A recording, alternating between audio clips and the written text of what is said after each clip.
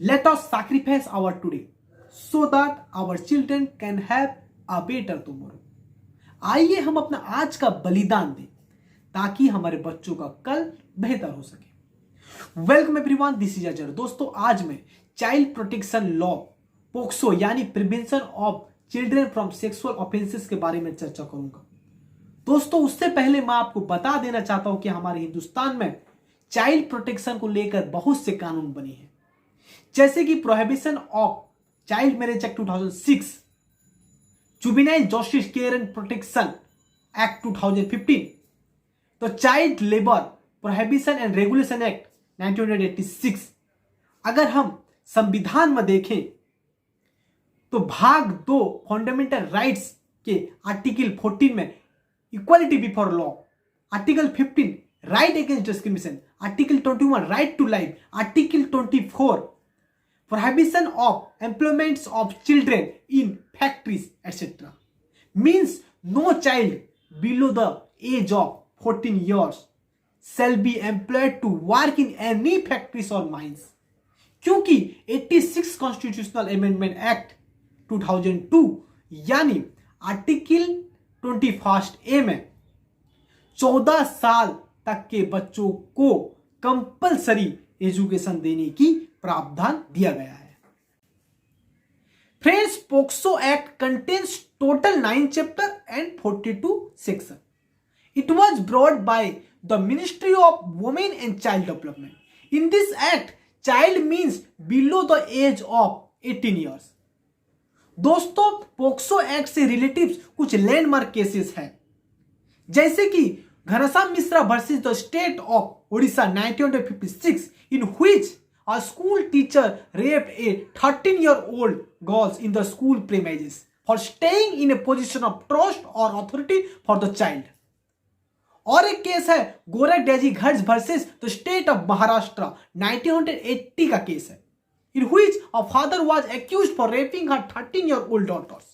और एक केस है फरवाड़ा भोगिन भाई हिरजी भाई versus the state of Gujarat 1983 का केस है, in which a middle-aged man had confined and raped 2 friends of his daughter, aged around 10 years, who had come to his house to meet the daughter. दोस्तों, ये सब cases को देखते हुए 14 नवंबर 2012 में ये पोक्सो एक्ट को लागू किया गया। दोस्तों, पोक्सो एक्ट के पहले यह मामला आईपीसी सेक्शन 354, 375, 377 के तहत मामला दर्ज होती थी, जो कि सिर्फ महिलाओं के ही बात करती थी, जो कि पोक्सो एक्ट है जो कि चिल्ड्रन की बात करती है, जिसमें मेल और फीमेल दोनों आते हैं। दोस्तों, इस एक्ट के तहत स्पेशल कोर्ट की भी प्रावधान की गई है, जिसको लेकर 1 साल के अंदर में ही वो केस का समाधान जैसे हो जाए। और जब ये एफआईआर दर्ज होती है इस एक्ट के तहत, और आईआईसी जो पुलिस होते हैं तो उनका ये ड्यूटी होती है कि 24 घंटे के अंदर जो चाइल्ड वेलफेयर कमेटी है उनको भी वेयर करना। According to NCRB reports 2016, there was an increase in the number of cases under this act. अगर 2012 से 2013 में देखा जाए तो 44.7% इंक्रीज हुई है केसेस में। अगर हम 2013 से 2014 का देखें तो 178.6% इंक्रीज हुई है केसेस में। अगर according to the 2017 survey conducted by the World Vision India, हर 2 बच्चों में से 1 बच्चा सेक्सुअल एब्यूज का शिकार होता है। दोस्तों, ये पोक्सो एक्ट के सेक्शन 19 के तहत हर वो बंदा जो कि इस सेक्सुअल एब्यूजेस का अवेयर है, नॉलेज है उसे, वो जाकर लोकल पुलिस स्टेशन में एफआईआर दर्ज कर सकता है पोक्सो एक्ट के तहत। दोस्तों, इस मामले में केसेस इंक्रीज होने के कारण भारत सरकार 2019 में पोक्सो अमेंडमेंट एक्ट लाती है, जिसमें कुछ सेक्शनों का सुधार किया जाता है, यानी पनिशमेंट को बढ़ा दिया जाता है।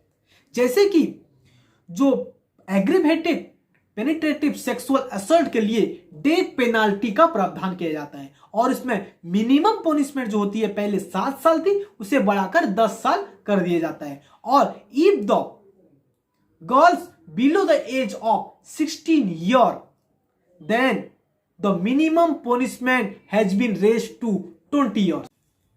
दोस्तों, पोक्सो एक्ट से रिलेटेड 2-3 दिन पहले यानी 13 नवंबर को एक केस हुई है तमिलनाडु में, जहां पर a school teacher raped a school student.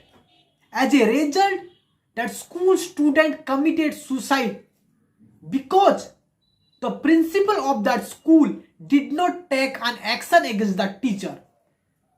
उसके बाद वो प्रिंसिपल के ऊपर पोक्सो एक्ट के तहत केस दर्ज हुई है और वो टीचर फरार है।